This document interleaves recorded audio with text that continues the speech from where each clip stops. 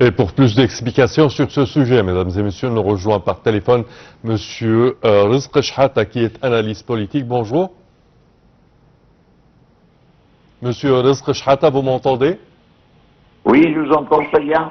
Parfait. Alors, monsieur Rizk, quand on parle de ces relations entre l'Iran et ses voisins, les pays voisins, et l'apologie du président iranien depuis quelques jours pour avoir bombardé et fait atteinte à la souveraineté de ces pays, à présent, l'Iran parle que chaque fois que l'espace d'un pays sera utilisé pour attaquer l'Iran, elle a droit à riposter. Alors comment voyez-vous ces propos et est-ce que ça peut aider à calmer la situation ou comment les voyez-vous?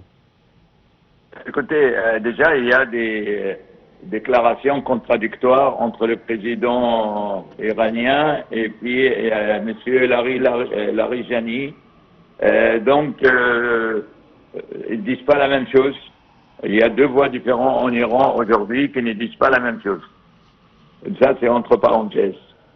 Maintenant, c'est normal que les pays de Golfe doivent défendre leur intégrité territoriale. Certes. Et du coup, si la Turquie aussi, elle a réagi, elle a dit que si elle est touchée, elle va répondre.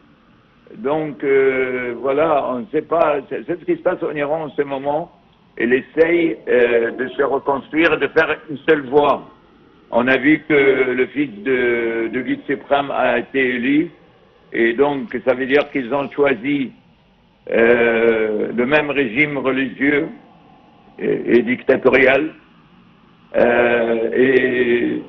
Et pour moi, c'est une erreur, une grosse erreur.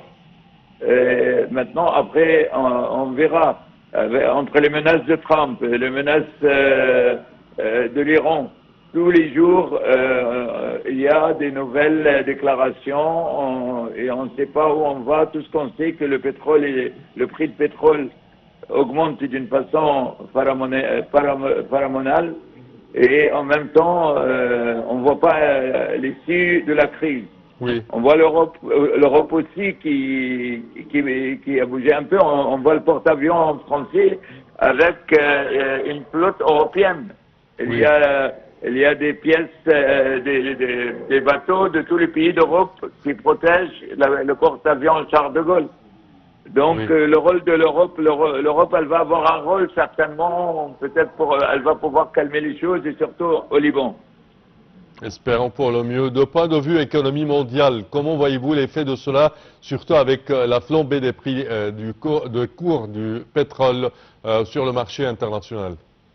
On a vu que les pays producteurs ont fermé le robinet parce que ça ne sert à rien. La crise dans le détroit d'Ormuz ne permet pas. Il y a 1000 bateaux qui est coincé au détroit d'Ormuz. Bien sûr, M. Trump, c'est pas par hasard qu'il avait fait la même mise sur le pétrole de Venezuela, en sachant ce qu'il va subir le monde par rapport à cela. La Russie, elle n'a pas un rôle très clair. Pourtant, je pense quand même qu'elle a un rôle quelque part. Mais on dirait que la Russie veut rendre la gifle aux États-Unis par rapport à l'Ukraine. C'est-à-dire les États-Unis en parlent des morts américains. Et des morts américains, ça veut dire le peuple américain, il ne va pas accepter cela. Et c'est là que Trump, il risque, il se met en danger par rapport à son peuple. Très bien, très bien. Monsieur Rizk Chehata, vous êtes analyste politique. Je tiens à vous remercier de vos explications. Merci à vous. Nous enchaînons, chers téléspectateurs, avec cette information. Le secrétaire du Conseil suprême de la sécurité nationale iranien, M. Ali Larijani, a annoncé que les États-Unis et Israël cherchaient à démanteler son pays.